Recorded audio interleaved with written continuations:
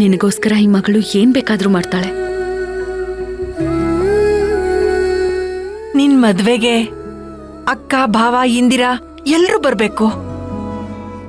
ರಾಧಿಕಾ ನೀನ್ ಚೆನ್ನಾಗಿರು ಅಂತ ಅವ್ರ ಮನ್ಸಾರೆ ನಿನ್ಗೆ ಆಶೀರ್ವಾದ ಮಾಡ್ಬೇಕು ಕಣೆ. ಅಮ್ಮ, ಇದೆಲ್ಲ ನಡೆಯುತ್ತೆ ಅಂತ ನಿನಗೆ ನಿಜವಾಗ್ಲೂ ಅನ್ಸುತ್ತಾ? ನಡಿಲೇಬೇಕು ಅಂತ ಹೇಳ್ತಾ ಇದ್ದೀನಿ. ಖಂಡಿತವಾಗ್ಲು ನನ್ನ ಆಸೆ ನೆರವೇರ್ಲೇಬೇಕು. ಅದನ್ನ ನೀನ್ ನೆರವೇರಿಸ್ಕೊಡು ರಾಧಿಕಾ. ಅಪ್ಪನ ಜೊತೆ ಹುಟ್ಟೋರೆಲ್ಲ ಕೆಟ್ಟೋರು. ನನ್ ಮದ್ವೆಗೆ ಅವ್ರು ಯಾರ ಅವಶ್ಯಕತೆನೂ ಇಲ್ಲ ಅಂತ ಅವ್ರನ್ನೆಲ್ಲ ದೂರ ತಳ್ಳಿ ನೀನ್ ಯಾಕೆ ಅನಾಥೆ ತರ ಹಸೆ ಮಣೆ ಏರಿ ಮದ್ವೆ ಆಗ್ಬೇಕು ಹೇಳು? ಅಮ್ಮ, ಎಂತ ಪರಿಸ್ಥಿತಿ ಬಂದ್ರು ನನ್ ಮಗಳು ಅನಾಥೆ ತರ ಹಸೆ ಮಣೆ ಏರ್ಬಾರ್ದು ಕಣೆ. ಅದನ್ನ ನಾನ್ ಸಹಿಸ್ಕೊಳಕ್ ಆಗೋದಿಲ್ಲ. ಅಮ್ಮ, ನಾನ್ ಯಾಕೆ ಅನಾಥೆ ಆಗ್ತೀನಿ? ನನಗ್ ನೀನಿದ್ಯಾ, ನಮ್ಮ ಮನೆಯವ್ರೆಲ್ರೂ ಇದ್ದಾರೆ. ನಾವ್ ಮಾತ್ರ ಇದ್ರೆ ಸಾಲ್ದು ರಾಧಿಕಾ, ಎಲ್ರೂ ಇರ್ಬೇಕು. ಅದ್ ಕನ್ಸಲ್ ಮಾತ್ರ ಸಾಧ್ಯ ಅಮ್ಮ. ನಿಜವಾಗ್ಲೂ ಅದನ್ನ ನಿಮ್ಮ ಅಮ್ಮಂಗೋಸ್ಕರ ಮಾಡಿ ತೋರ್ಸಕ್ ಆಗೋದಿಲ್ವಾ ರಾಧಿಕಾ? ಅವ್ರೆಲ್ರೂ ಮುಂದೆ ನಿಂತು ನಿನ್ ಮದ್ವೆ ಮಾಡ್ಕೊಡ್ಬೇಕು. ಅಳಿಯಂದ್ರಿಗೂ ನಿನಗೂ ನೀವಿಬ್ರು ಸಂತೋಷವಾಗಿರಿ ಅಂತ ಅವ್ರ ಆಶೀರ್ವಾದ ಮಾಡ್ಬೇಕು. ಅಮ್ಮ, ಇವರೆಲ್ಲ ಹರ್ಸಿ ಆಶೀರ್ವಾದ ಮಾಡೋರಲ್ಲ ಅಮ್ಮ. ಅವಕಾಶ ಸಿಕ್ಕ್ರೆ ಸಾಕು, ನಮ್ ಕಾಲೆಳ್ದು ನಾವು ಹಾಳಾಗದನ್ನ ಬಯಸೋರು. ಇರ್ಲಿ ಬಿಡು, ನಾವ್ ಅವ್ರನ್ನ ಬದಲಾಯಿಸೋಣ. ನೀನ್ ನಿಮ್ ದೊಡ್ಡಪ್ಪ ದೊಡ್ಡಮ್ಮನ್ನ ಬದಲಾಯಿಸು ರಾಧಿಕಾ. ಅದೆಲ್ಲ ಕಷ್ಟ. ಮನ್ಸ್ ಮಾಡಿದ್ರೆ ಅದ್ ನಿನ್ಗೇನ್ ಕಷ್ಟ ಅಲ್ಲ ರಾಧಿಕಾ. ಅಕ್ಕ ಭಾವ ಇಂದಿರಾ ಎಲ್ರೂ ನಿನ್ ಕಡೆ ಬರೋ ಹಾಗೆ ಮಾಡು. ಅದ್ ನಿನ್ ಕೈಲಿ ಸಾಧ್ಯ ಆಗತ್ತೆ. ನೀನ್ ಅವ್ರ ಹತ್ರ ಹೇಗ್ ಮಾತಾಡ್ತೀಯ ನನಗ್ ಗೊತ್ತಿಲ್ಲ ರಾಧಿಕಾ. ರಾಧಿಕನ್ ಮದ್ವೆಗ್ ನಾವು ಬರಲ್ಲ ಅಂತ ಯಾರೊಬ್ರು ಹೇಳ್ಬಾರ್ದು ಅಷ್ಟೇ. ಬಂದು ಬಳಗ ಇಲ್ದೆ ಮದ್ವೆ ಮಾಡಕ್ ಹೋದ್ರೆ ಮದ್ವೆಗ್ ಬಂದಿರೋರೆಲ್ಲ ಇದು ಒಂದ್ ಮದ್ವೆನಾ ಅಂತ ಆಡ್ಕೊಂಡ್ ನಗೋಲ್ವೇನು? ಅಮ್ಮ, ನೀನ್ ಮಾತಾಡ್ತಿರೋದು ಹೇಗಿದೆ ಗೊತ್ತಾ? ಅವ್ರೆಲ್ರ ಕಾಲಿಗೂ ಬಿದ್ದು ಕರಿ ಅನ್ನೋ ತರ ಇದೆ. ಎಲ್ರೂ ಕಾಲ್ಗೂ ಬೀಳು ಅಂತ ನಾನು ಹೇಳ್ತಾ ಇಲ್ಲ ರಾಧಿಕಾ. ಪರಿಸ್ಥಿತಿನ ಅರ್ಥ ಮಾಡ್ಕೊಂಡು ಅನುಸರಿಸ್ಕೊಂಡು ಹೋಗು ಅಂತ ಹೇಳ್ತಾ ಇದ್ದೀನಿ ಅಷ್ಟೇ. ನೋಡು, ನಿನ್ ಮದ್ವೆಗೆ ಅವ್ರೆಲ್ರೂ ಬರ್ಬೇಕು ಅಷ್ಟೇ. ಇದು ನನ್ ಕೊನೆ ಆಸೆ. ಅಮ್ಮ, ಏನಮ್ಮ ಹೀಗೆಲ್ಲ ಮಾತಾಡ್ತೀಯ ನೀನು? ನೋಡು, ನನ್ನ ಆಸೆನ ನೀನ್ ನೆರವೇರಿಸ್ಕೊಡ್ತೀಯ ಅಂತ ನಾನು ನಂಬಿದ್ದೀನಿ. ಅಕ್ಕ ಭಾವನ ಬದಲಾಯಿಸಕ್ಕೆ ಏನ್ ಮಾಡ್ಬೇಕು ಅಂತ ನೀನ್ ಯೋಚನೆ ಮಾಡು ಅಷ್ಟೇ. ಅಮ್ಮ,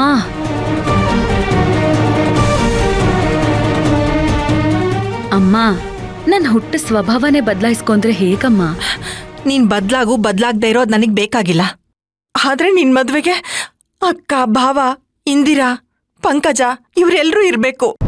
ನೀನ್ ಕೋಪದಿಂದಾಗಿ ಅವ್ರು ಯಾರು ಮದ್ವೆಗ್ ಬರಲ್ಲ ಅಂತ ಅನ್ಬಾರ್ದು. ಏನಮ್ಮ ನೀನು ಚಿಕ್ಕ ಮಗು ಥರ ಆಟ ಮಾಡ್ತಿದ್ಯಾ? ಈ ವಿಷಯದಲ್ಲಿ ನನ್ ಮಗು ತರನೇ ಕಣೆ. ನೀನು ಅಮ್ಮನ್ ತರನೇ ಇರು. ಯಾಕೆ? ಮಗು ಆಸೆನ ಅಮ್ಮ ಈಡೇರ್ಸಲ್ವಾ? ಅಮ್ಮ, ನನಗ್ ನೀನ್ ಯಾವಾಗ್ಲೂ ಮಗುನೇ.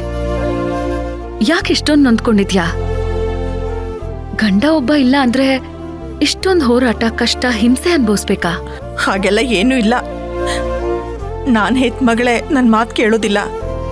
ಯಾವಾಗ ನೋಡಿದ್ರು ಅಪ್ಪ ಅಪ್ಪ ಅಂತ ಹೇಳಿ ಅಪ್ಪನ ಮಾತೆ ನಂಬ್ತಿರ್ತಾಳೆ ಅಂತ ನೋವಾಗ್ತಿದೆ. ಯಾಕೆ? ಅಪ್ಪ ಹೇಳೋಗಿರೋದ್ ಮಾತ್ರ ಕೇಳ್ಬೇಕಾ? ಅಮ್ಮ ಹೇಳಿದ್ದನ್ ಕೇಳ್ಬಾರ್ದಾ? ಹಾಗೆಲ್ಲ ಏನೂ ಇಲ್ಲಮ್ಮ. ಆದ್ರೆ ಅಪ್ಪ ಇದ್ದಿದ್ರೆ ನಿಂತರ ಇನ್ನೊಬ್ರು ಮುಂದೆ ತಲೆ ತಗ್ಸು ಅಂತ ಹೇಳ್ತಿರ್ಲಿಲ್ಲ. ತಲೆ ತಗ್ಸೋದು ಅಂತ ಯಾಕೆ ಅನ್ಕೊಳ್ತಾ ಇದ್ಯಾ? ಅವ್ರೆಲ್ರೂ ನಿನ್ ಮದ್ವೆಗ್ ಬರ್ಬೇಕು ಅಂತ ನಾನು ಅನ್ಕೊಳ್ತಾ ಇದ್ದೀನಿ ಅಷ್ಟೇ.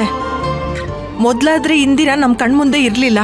ಈಗ ಅವಳು ನಮ್ಗೆ ಹತ್ರ ಇದ್ದು ನಮ್ಮನೆ ಮದ್ವೆಗ್ ಬರ್ಲಿಲ್ಲ ಅಂದ್ರೆ ಜನ ಏನ್ ಅನ್ಕೊಳ್ಳಲ್ಲ ಹೇಳು?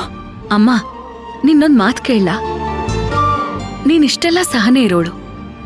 ಅತ್ತೆ ಪ್ರೀತಿಸಿ ಮದ್ವೆ ಆಗ್ ಬಂದಾಗ ಅವ್ರನ್ನ ಯಾಕೆ ಮನೆಗ್ ಸೇರಿಸ್ಲಿಲ್ಲ? ಅದ್ ತಪ್ಪಲ್ವಾ ಅಮ್ಮ? ಅವತ್ ನೀನ್ ಅವ್ರನ್ನ ಮನೆ ಒಳಗ್ ಸೇರ್ಸಿದ್ರೆ ಅತ್ತೆಗೆ ನಮ್ಮಲ್ಲಿ ಇಷ್ಟೊಂದು ಕೋಪ ಬರ್ತಾನೆ ಇರ್ಲಿಲ್ಲ. ಅಯ್ಯೋ, ಅವತ್ತು ನಾನು ನಿಮ್ಮಪ್ಪ ಅವಳನ್ನ ಕ್ಷಮಿಸಿ ಮನೆ ಒಳಗ್ ಕರ್ಕೋಬೇಕು ಅಂತಾನೆ ಇದ್ವಿ. ಮತ್ತೆ ಬೆಕ್ಕಡ್ಡ ಬಂತ? ನಿಜವಾಗ್ಲೂ ಅವತ್ತೇನಾಯ್ತು ಗೊತ್ತಾ? ಅಣ್ಣ, ದಯವಿಟ್ಟು ನಮ್ಮನ್ ಕ್ಷಮಿಸ್ಬಿಡಣ್ಣ. ನಮ್ ಮದ್ವೆನ ಒಪ್ಕೋ ಅಣ್ಣ. ಏಯ್, ನನ್ನ ಕಣ್ಣಿಗೆ ಕಾಣದೇ ಇರೋ ಹಾಗೆ ಇವನ್ನ ಕರ್ಕೊಂಡು ಎಲ್ಲಿಗಾದ್ರೂ ಹೊರಟೋಗು. ಅಣ್ಣ ಒಂದ್ ನಿಮಿಷ ಏನು ಹೇಳ್ತೀನಿ ಬಾ ಅಣ್ಣ. ನಡಿ.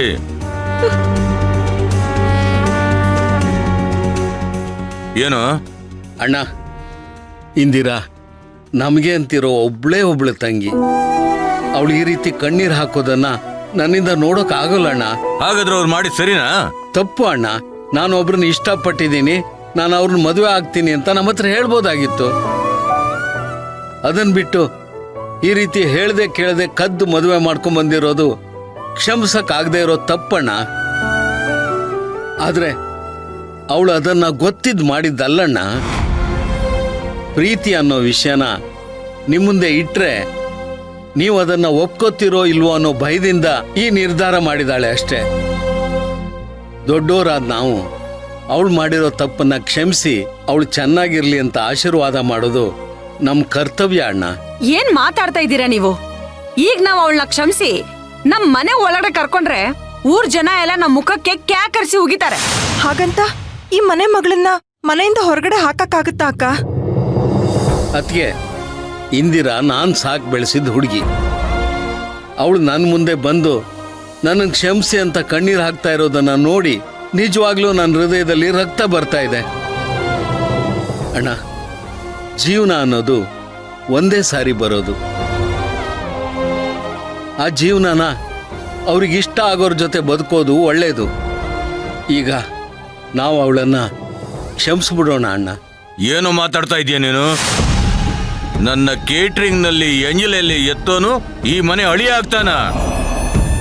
ನನ್ನ ಮುಂದೆ ನಿಂತ್ಕೊಳ್ಳೋದಕ್ಕೂ ಅವನಿಗೆ ಏನೋ ಯೋಗ್ಯತೆ ಇದೆ? ಅಣ್ಣ, ಹಾಗೆಲ್ಲ ಮಾತಾಡ್ಬೇಡ ಅಣ್ಣ. ನೀನ್ ಹೇಗೋ ಅವ್ರ ಪರಾದಿ?